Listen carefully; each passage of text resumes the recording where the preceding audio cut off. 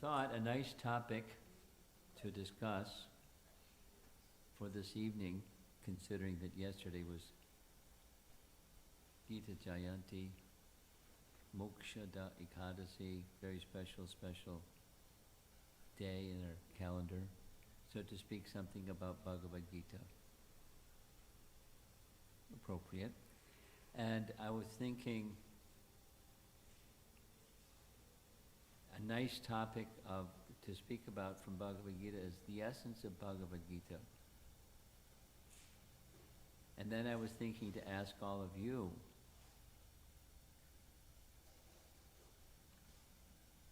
what's your favorite verse that expresses the essence of Bhagavad Gita? Don't blurt it out. Raise your hand. A verse, there's many. There's not like a right answer and everything else is not the right answer.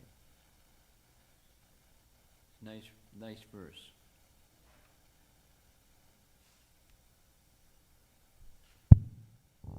If there's silence, else you, okay, yeah. Patram pusam phalam toyam. That is the verse I like. This is very simple way to just worshiping to the Lord. Okay, say the verse slowly so that everyone can hear, and then you say the translation more or less. Patram pushpam phalam toyam yome bhaktya prayachati Tadaha tadaham bhakti bhakti uparatam uparitam asnami pranayat manaha. Okay. That is the verse. And the essence, the translation, simple meaning of that verse? Patram pushpam phalam toyam. 4 things offered to Krishna with priti, with love. What are those 4 things? Fruit, flower, leaf. A leaf? Come on. And water. How simple can you get? And Krishna will ashnami, he'll eat it. He accepts it and not just says, thank you. He eats it.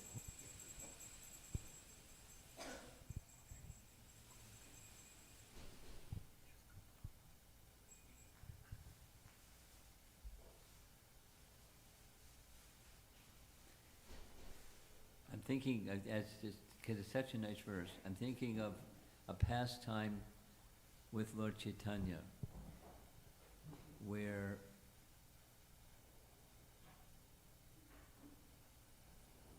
Mother Sachi, his mother, with love, she would prepare, because mothers love to prepare something for their son, regardless of their age, and she would make offerings in her home, because he's in Puri and she's in Navadvip, or Mayapur, and she would prepare place before an altar, and then, much to her surprise, the food was gone. And she thought, maybe I just imagined that I cooked, and so she would cook again, and so it would happen again and again, and she was very bewildered. So her son, Nimai, or Chaitanya Mahaprabhu now, he came and informed her, you make such nice offerings, I personally come and eat. And I know that you get bewildered because now that the offering is no longer there, the plate is empty, because I accepted it. She fainted.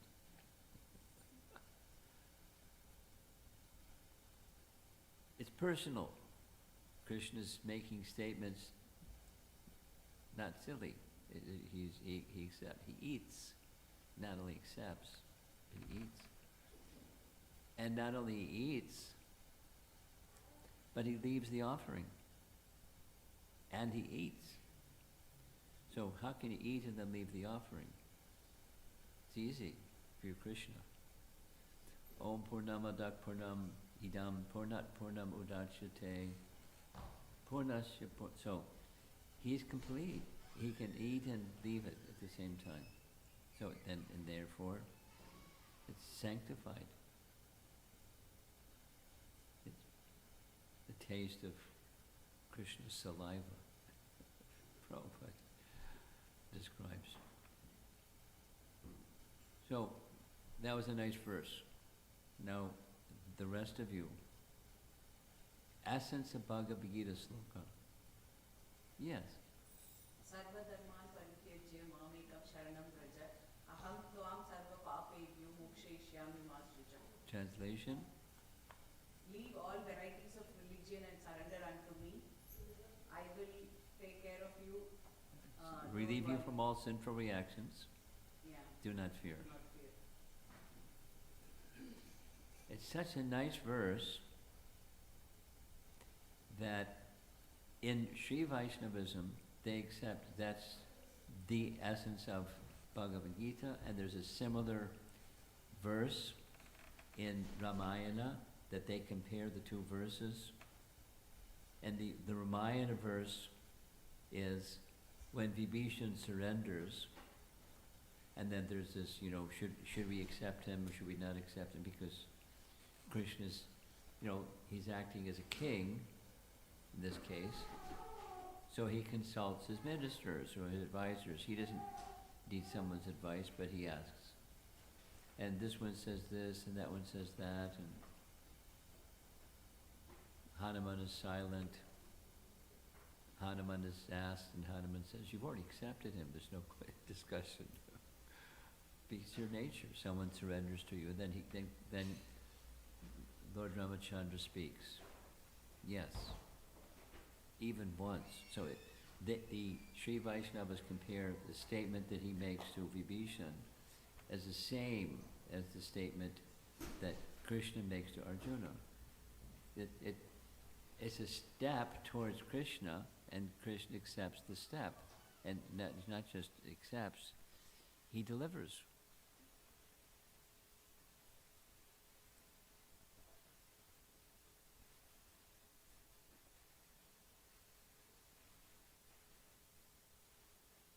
Essence of the whole Bhagavad Gita, essence of the whole Ramayana, and that is to say, an essence verse is, if one has uncertainty about any of the other 699 verses of Bhagavad Gita, or all the other number of verses of Ramayana, it has to align with that.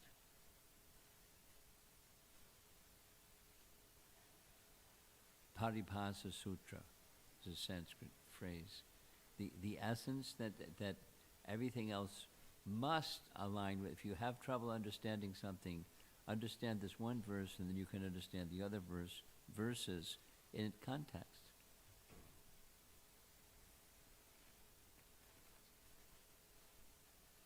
We could spend time just discussing 1866. That's a nice verse. But I want to stimulate your thoughtfulness. So, another verse, please. That the topic is the essence, something that expresses the essence of the entire Bhagavad Gita. What's a verse? Yes.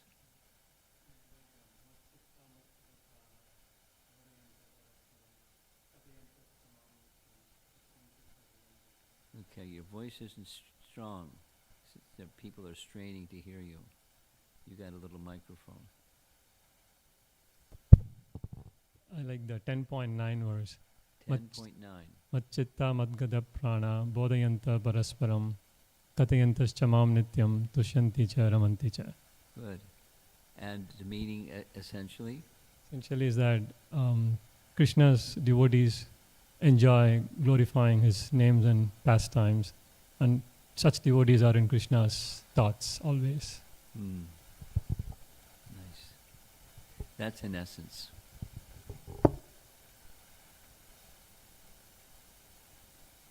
So others, especially our guests that aren't, our temple devotees, that know because you have Bhagavad Gita class every day. Someone else. I'll give some hints. Here's a hint. A verse that Prabhupada would refer to regularly and say that this is the essence is there are 4 things that Krishna asks for.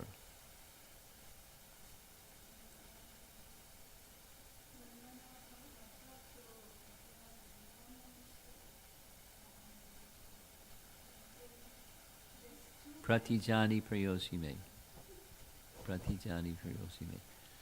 And the essence, Manmana, always think of me.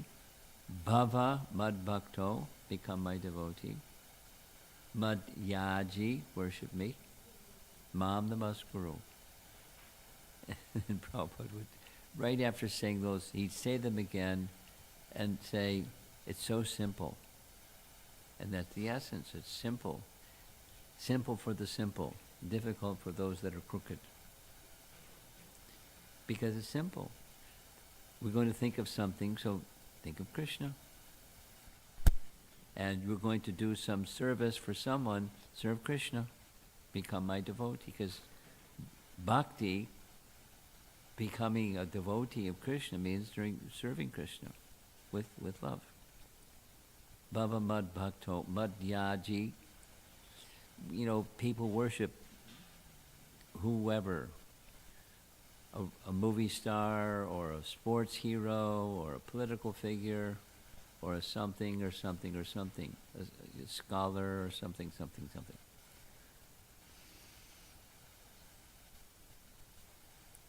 So, worship Krishna. That the propensities based upon the supreme source of everything. Mam namaskuru, offer obeisances. So all those things, they take some humility, which leads us to another essence verse. And I think I'm going to, chapter 13, verses 8 through 12. Amanitvam, adambitvam. It starts with humility and pridelessness. So, the essence of Bhagavad Gita is bhakti, and there are paths of yoga that they become yoga when mixed, at least some tinge, some touch of bhakti. And without the touch of bhakti, it's just karma or jnana or contemplation, but it's not dhyan yoga. It becomes, the word yoga applies because of at least some touch, some trace, some element of bhakti.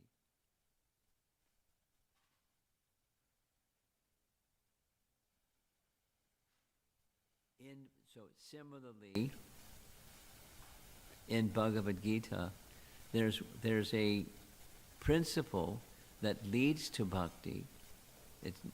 It's a precursor to bhakti. It's not the essence of bhakti, but it leads to bhakti. And that's Sankhya. In 3 places, to emphasize its importance, in 3 places Krishna speaks about specifically, explicitly, he speaks about Sankhya. And Sankhya, it's simple. Sankhya means to count. And Sankhya, its application of counting is, there's categories of matter, there's categories of spirit. We belong to the category of matter. We're not the body. Chapter 2 of Bhagavad Gita. And halfway through chapter 2 of Bhagavad Gita, Krishna announces, thus far I've discussed Sankhya. And now, I'm going to discuss Buddhi. That means how you live your life with the understanding that you're not the body. Buddhi takes intelligence to guide that understanding and live accordingly. Buddhi.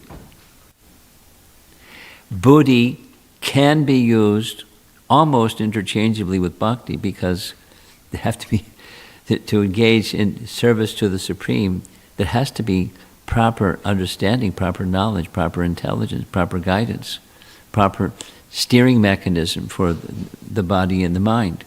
Intelligence must be there, guiding the activities of body and mind, which is bhakti. That's chapter 2. Then, again, in divisions of 6, 6, and 6, the 18 chapters of Bhagavad Gita, in the next set of 6, in chapter 7, Krishna speaks Sankhya philosophy again, but a little more detail. For example, Krishna speaks of the Bina Prakritir Ashtada, the 8 separated energies, and says the living entity is different. There's matter, there's spirit, and we belong to the category of spirit. The Para Prakriti, the superior energy, is the living entity. And there's the Appara, or inferior energy, consisting of 8 divisions. And then some further descriptions, Sankhya-like descriptions. But the principle is the same. And then the next 6 begins with chapter 13. Right? 1 through 6, 7 through 12, 13 through 18. So it's divisions of 3 makes 18. So in the beginning of chapter 18, it's the same principle. It's a little more sophisticated, a little more refined, but the same principle. And in the beginning of chapter 13 of Bhagavad Gita, Arjuna asks 6 questions. Matter and spirit, matter and spirit, matter and spirit. Prakriti and Purusha. Prakriti is material nature. And Purusha, the enjoyer of material nature. Prakriti and Purusha. The Kshetra and Kshetragya, field of activities, the knower of the field of activities. Matter and spirit. Jnanam and Gayam, knowledge and the object of knowledge. 6 questions, same Sankhya, pattern, matter and spirit. And we belong to the category of spirit. In stages, it doesn't begin with what's on chapter 13. It begins in chapter 2, simple. And then the simple is embellished, and it's then further embellished. So when it comes to the question of knowledge and the object of knowledge, Krishna is the object of knowledge. And what falls in the category of knowledge? It's very nice. I like it. I like this chapter. So those of you that like to read Bhagavad Gita, you can look it up later. Chapter 13, text 8 through 12. Specifically, Krishna says, these 20 items, this is what constitutes knowledge. Now, why is knowledge important? It's not the knowledge of, information technology or engineering or computer science or, medicine or it's not that kind of knowledge. It's the matter and spirit kind of knowledge. And to have, listen carefully, to have that kind of knowledge, there has to be quality. And the first of those qualities starts with humility, amanitvam. Because if one isn't humble, you're not going to get knowledge. It can hit you in the head and you won't get it. Some professor, some teacher, some wise person, some spiritual master, some incarnation of the personality of Godhead could stand before you and speak transcendental knowledge. You won't go in if humility is absent. It'll bounce. It's not going to go in. So, humility, amanitvam, adambitvam. I'm going to read a little bit from chapter 13, and you'll see this is one appreciation, there's many, of an essence verse.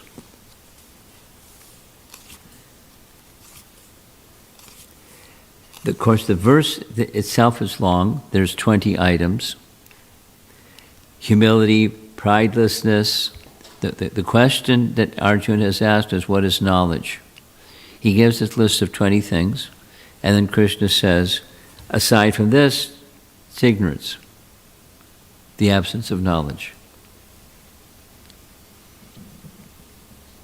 Definitive. It's like it's not quibble. Purport. I'm just going to read 2 paragraphs and then we'll see if there's some discussion. This process of knowledge, because that was the question, what's knowledge and the object of knowledge? Krishna is the object. What's knowledge? This process of knowledge is sometimes misunderstood by less intelligent men as being the interaction of the field of activity. Like kshetra, field of activity. And just this part and that part and the other part, just they mix, and then you get knowledge. Like, like life comes from matter, kind of an idea. Or knowledge comes from a mixture of the field of activities. But actually this is the real process of knowledge. If one accepts this process, then the possibility of approaching the absolute truth exists. This is not, he says for a second time, the interaction of the 24 elements. The 24 elements, it's in this chapter. There's the 8, and you can do some math and you can come up with, it's just further subdivisions of those 8 makes 24. I can go do the list, but I want to read further.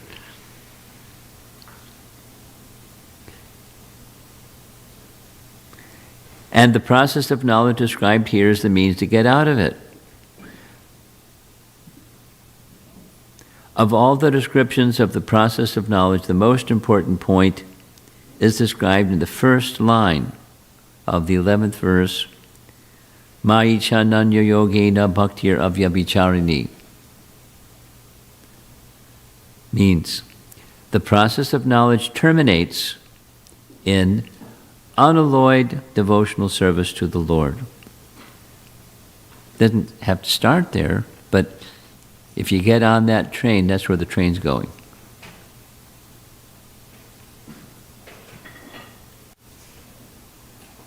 If one does not approach or is not able to approach the transcendental service of the Lord, then the other 19 items are of no particular value.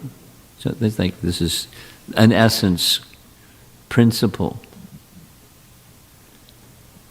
Ananya bhakti, undivided devotion. Ananya bhakti, undivided devotion. Unto whom?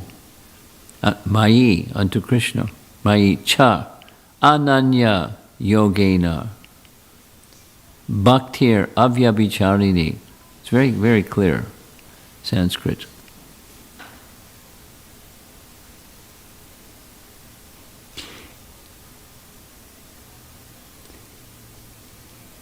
Similarly, in the Srimad Bhagavatam 5:18-12, Yasyasti bhaktir bhagavatya kinchana sairvair gaidais tatra samasate sara.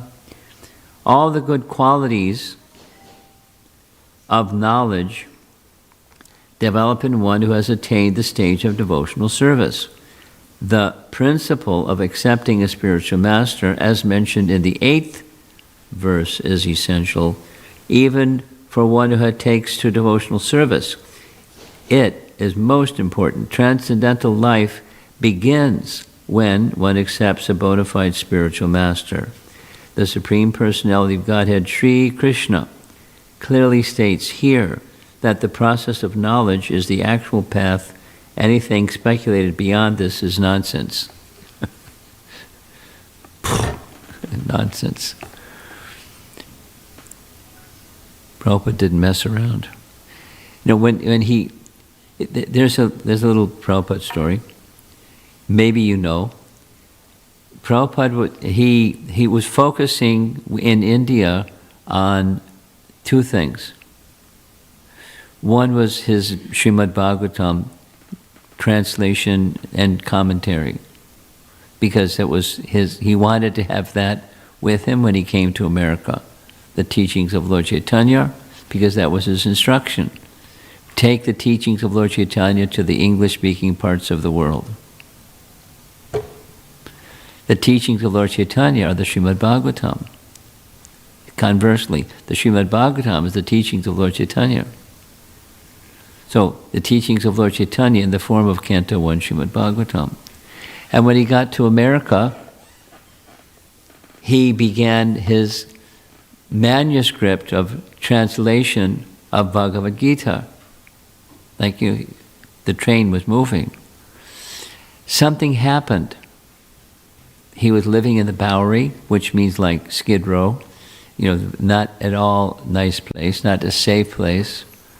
And somebody broke into the place where he was staying. It was a loft. And they stole his typewriter and they stole his manuscript. Now what's a thief going to do with a Bhagavad Gita manuscript? Nothing. And what did Prabhupada do? He just started over again. He didn't make a big fuss about it. Because his work was devotion to Krishna, not the fruits of work. Big difference. When the devotees knew, because they were even at that early stage, there were some kind of newer people, and when they saw Prabhupada's response, when he found out someone broke into his place and stole his manuscript, and he wasn't disturbed at all. He just started over again. I mean, to me, that's a big deal, because his life was fulfilling the order of his spiritual master, but it was just service. It wasn't service with an attachment to the fruit. It was just service. He was attached to the service, not to the fruit.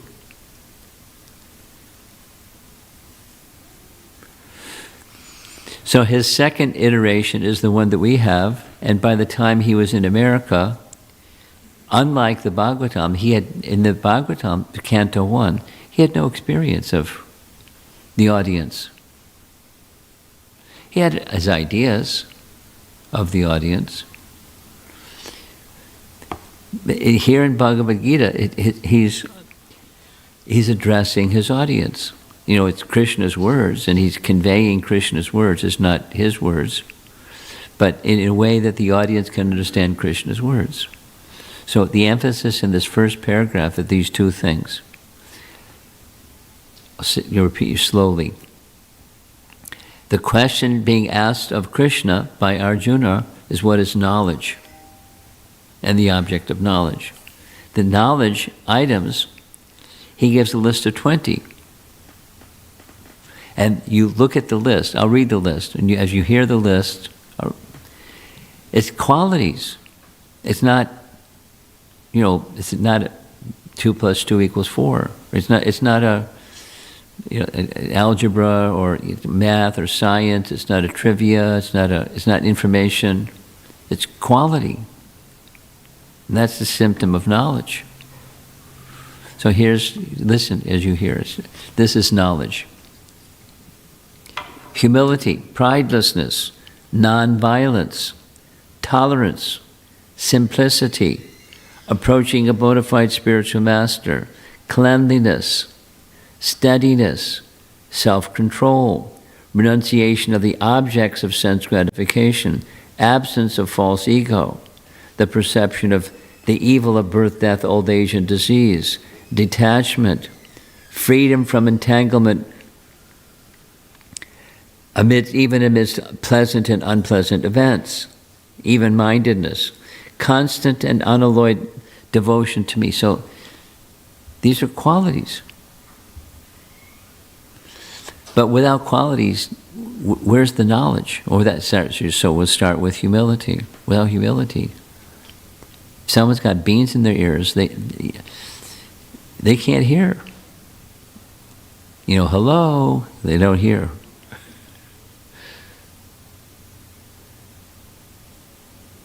We probably all had conversations with people that it's very clear the other person isn't hearing it at all. I mean, something is going to the auditory system, and there's, the eardrum is vibrating, but they're not hearing. We have experience, all of us. So, an essential element is we'll go to the second paragraph. But just go back to the first paragraph. These two things out of the 20 are most important. And then the next paragraph is humility. How is one going to get to Mai Chananya Yogina Bhaktir Yavyabicharini without a spiritual master? It's not going to happen. Supposing one has a spiritual master, if there's no humility, nothing goes in either. It's fundamental. So let's hear what the next paragraph. As for knowledge outlined here, the items may be analyzed as follows. Humility means that one should not be anxious to have the satisfaction of being honored by others. It's worth reading that sentence again. Humility means that one should not be anxious to have the satisfaction of being honored by others. The material conception of life makes us very eager to receive honor from others. Go back to chapter 2. A feature of you're not the body is you're indifferent to duality. Honor and dishonor, pleasure and pain, winter and summer season. Indifferent. You can see what it is, but you don't identify with it. It's not you, doesn't make me happy, that makes me unhappy.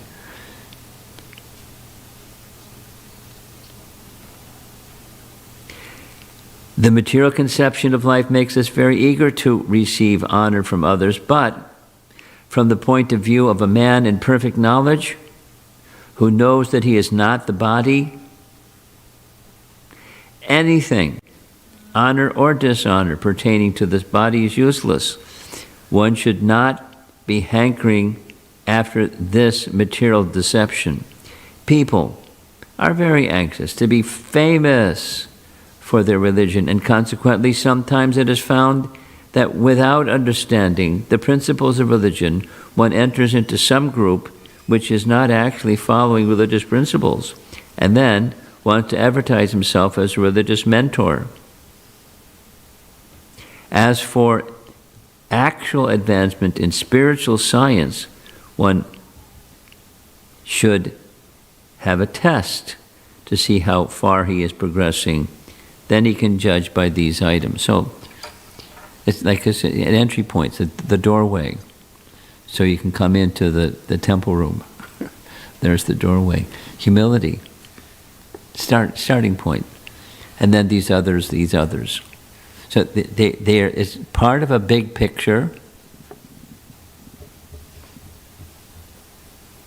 And the puzzle pieces to the big picture, just like, the starting point of what I wanted to do was invite you all to be thoughtful about the message of Bhagavad Gita. And what's the essence of the message of Bhagavad Gita? So it's easy to remember those verses that were pointed to, and certainly they're very important verses.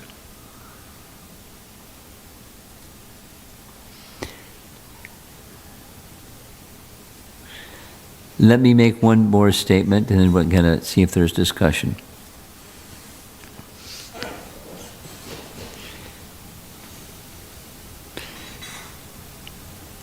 Is there anyone here that's not familiar with who is Lord Chaitanya and needs a little introduction to who is Lord Chaitanya? I think you all know. Because you're speaking to new audiences, I don't know. So Lord Chaitanya, after accepting sannyas at the request of his mother, he didn't go to Vrindavan. He wanted to go to Vrindavan, but she requested him to go to Puri. And there was a reason. Because the devotees from Bengal would regularly go to Puri to take part in the Rath Yatra.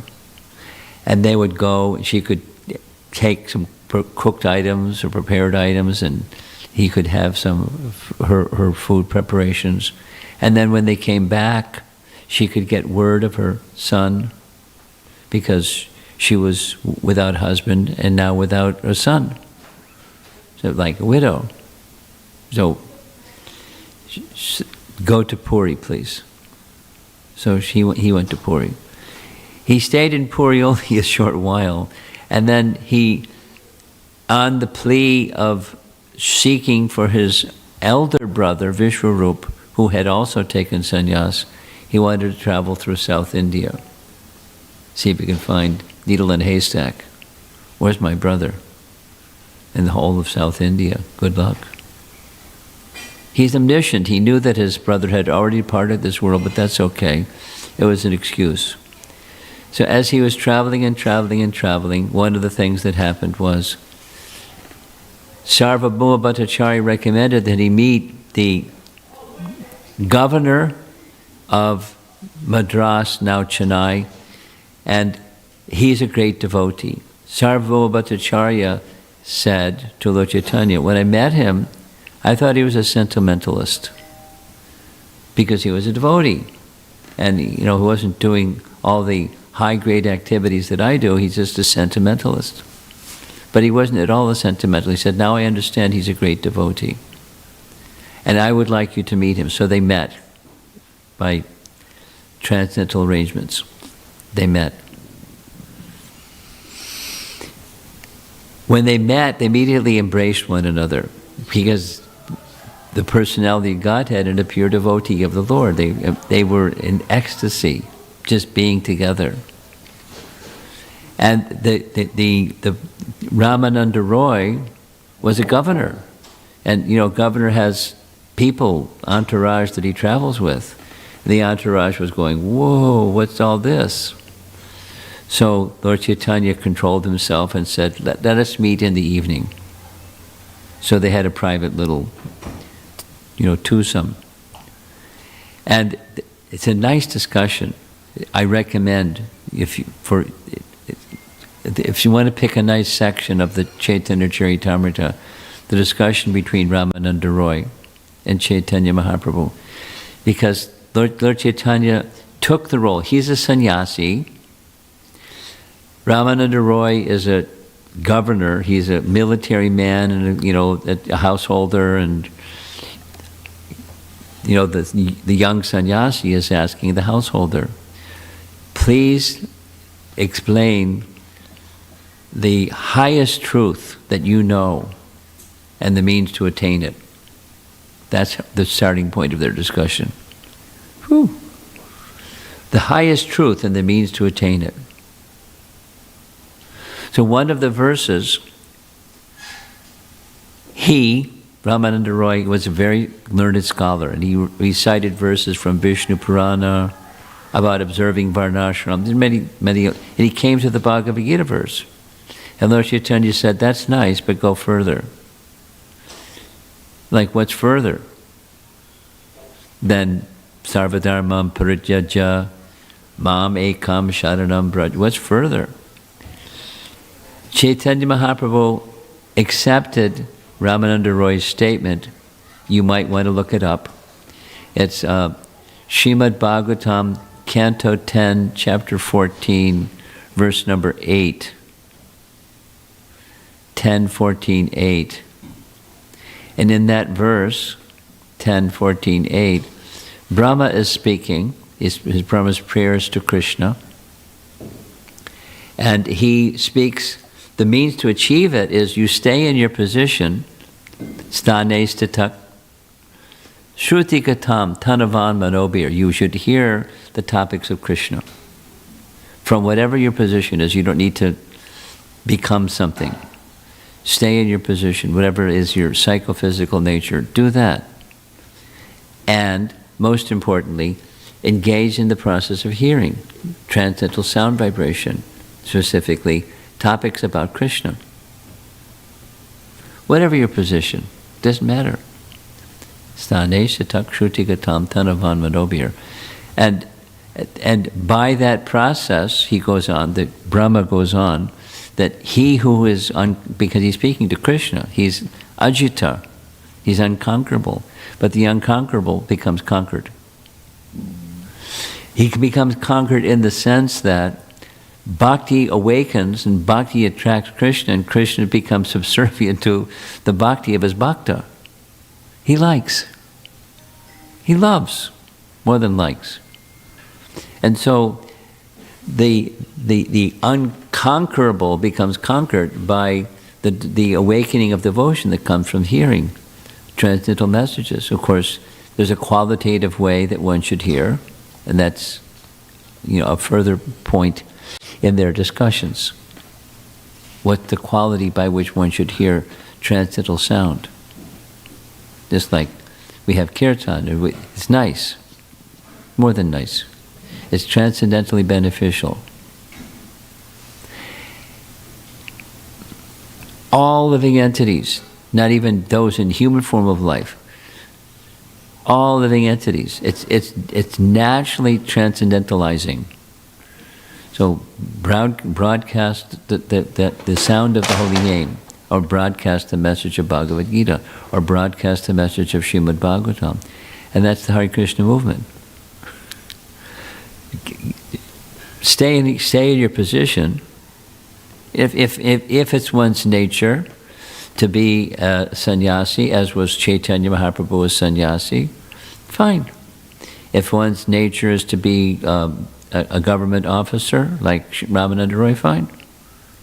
Whatever is, but enrich your Krishna consciousness by sound, hearing transcendental sound vibration. It doesn't matter your social position, your anything position, your ashram position. And that's a very important message from Lord Chaitanya's discussions, and it relates to what the topic. What's the essence of the Bhagavad Gita? The same. Hear, Shruti Katam, hear the message of Krishna. And from hearing, take shelter of him. By that process of hearing, it's taking shelter. Attentive hearing is taking shelter. This coming weekend, we're going to be having a japa retreat. Yes? And there's going to be focus on hearing.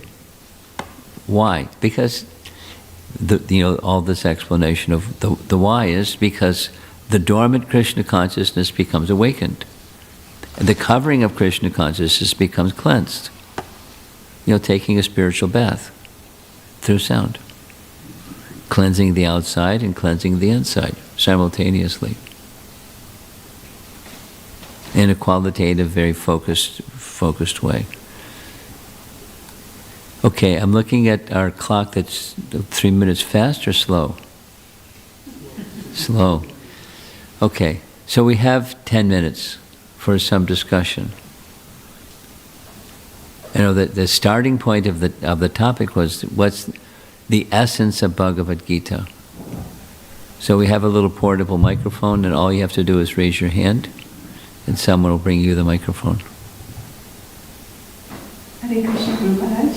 So, in this verse, Tani Sita, like you stay in your position, yes, and you do the devotion service, but then for us, like who are day in and day out in the material world, interacting with everybody, what we have, yeah. I think sometimes it's kind of a challenge to not go like staying in the position, performing devotion service versus getting a little bit ambitious over here, trying to do things. I guess sometimes I can't find the balance between am I really doing my job or am I becoming a little ambitious in my job itself, so that's something always I find myself battling with. Okay.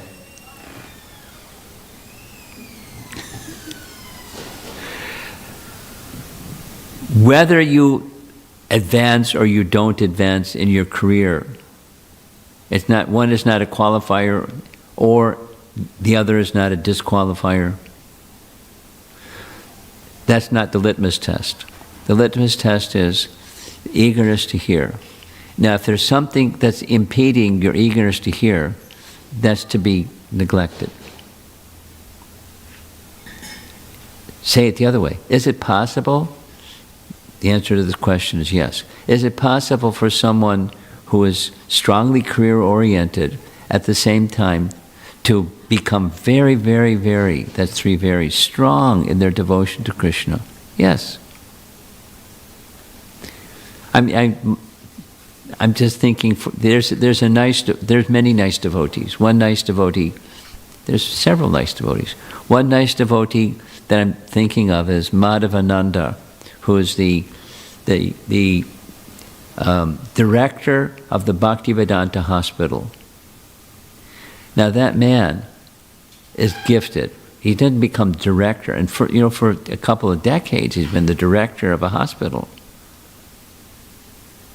He's a qualified man, and he's not like twiddling his thumbs. He is learning, and he's administering, and he's busy, but he's very Krishna conscious. Very Krishna conscious. And I could name some other names. I don't think I'll do that. Very qualified persons. Very qualified persons. And it's not like the symptom of their becoming a very qualified person is their affinity for excelling in their career is going and going and going. That may happen. If that happens, it's not, you're doing something wrong. But it's not that you're doing something wrong if your affinity for your career is growing and growing. The real test is affinity for hearing.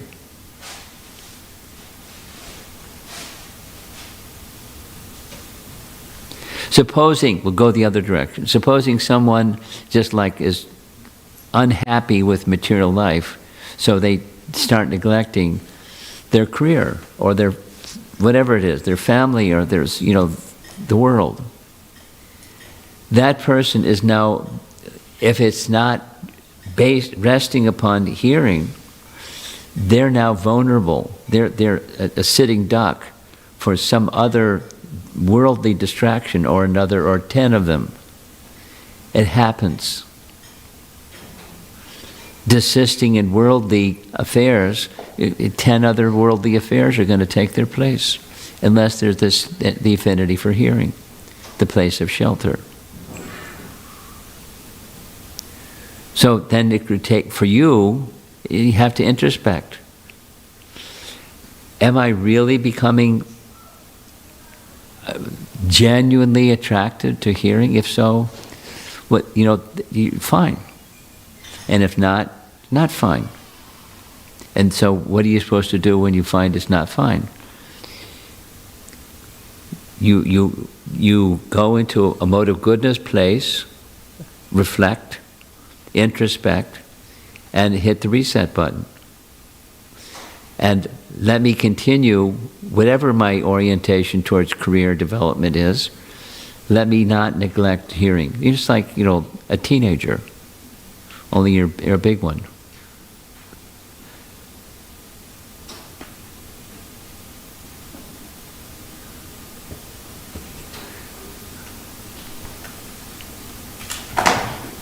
Hare Krishna, Maharaj. So we discussed the qualities of, one of the qualities of knowledge is approaching a spiritual master. Yes. So what are the qualities that one needs to approach a spiritual master? Very good question. Thank you for the question. Srila Prabhupada spoke hundreds of times on this topic. And, it's from Scripture. His answer would be from Scripture. The inquisitiveness, jigyasu shreya uttama, that's a starting point. Jigyasu, inquisitiveness. Shreya uttama. It's very similar to my response to her question. The medium is the hearing, is sound, but towards what? What's the object that you're hearing about? If the object is material, then that's prayas. And if the object is spiritual, then it's shreyas. And if the object is the supreme, then it's shreya uttama. I'm inquisitive. I want to know no, people that want knowledge, because this is knowledge, this is the topic. But material knowledge, you don't want to know like an encyclopedia. I'm just curious about, you name it.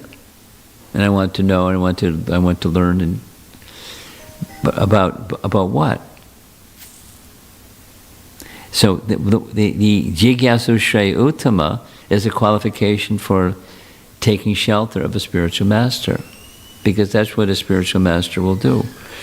Not just, engineering, or, a professor. It's okay if one's an engineering professor at the same time as Krishna conscious, because the engineering or doctor or lawyer or whatever, they're conveying something to their students that's not just information, it's spiritual wisdom. It's just part of the relationship, because that's what's inside. So Shreya Uttama, Jigyasu, it's very important. Everyone without exception is engaged in Prabhupada's example about hearing, reading the newspapers, or checking the media, or, blah, blah, blah. Who done it to whom? All that stuff. We're inquisitive. You want to be, I don't want to be blind. I want to be informed. So, is there a war between Russia and, this country, that country? There's a concern. No, it's not like if I don't know that information, then I'm fool. But if I know that information, and that's all I know, then I'm a fool. So inquisitive in what? Shreya Uttama. And then another qualification is, so who is the person from whom I should inquire? For one who knows. And another characteristic is the rendering of Samat Pani Shrotriyam Brahmanishtam. Samat Pani. It's right from the Upanishads. Manduka Upanishad. Firewood in hand. Samat Pani. It's a very short, cryptic statement. Menial service. That's a qualification of being able to hear. It's this part of this subset of this humility. But humility, how does it? Service. Humble service. We're all serving. Can anyone say there's not serving? No one can say that. You're serving your family, or you're serving your country, or you're serving your senses, or you're serving your dog and cat, or whatever it's service is part of who we are. And so that service mood to the person who has proper knowledge. Then I need to be equipped to know who is that person who has proper knowledge. Shrotriyam Brahmanishtam. It's right in the Shrotriyam. They've heard, the person who has heard. And Brahmanishtam, they're fixed. Brahmanishtam, they're fixed in Brahman, in transcendence. And they're always there. So I can go to that person and they're always there. If I'm lost in La La Land, I can go to that person and they're clear. And I have this mood of service. And I want to know. It's pretty simple. Okay, I'm looking at the clock. The clock says we have 1 minute. I have one more question. Yeah? So, You have the last question too. So, is it possible that somebody exists with all these qualities, but is not devoted, but doesn't have unalloyed devotion to the Lord? What do you think? I don't know. Yes, you do.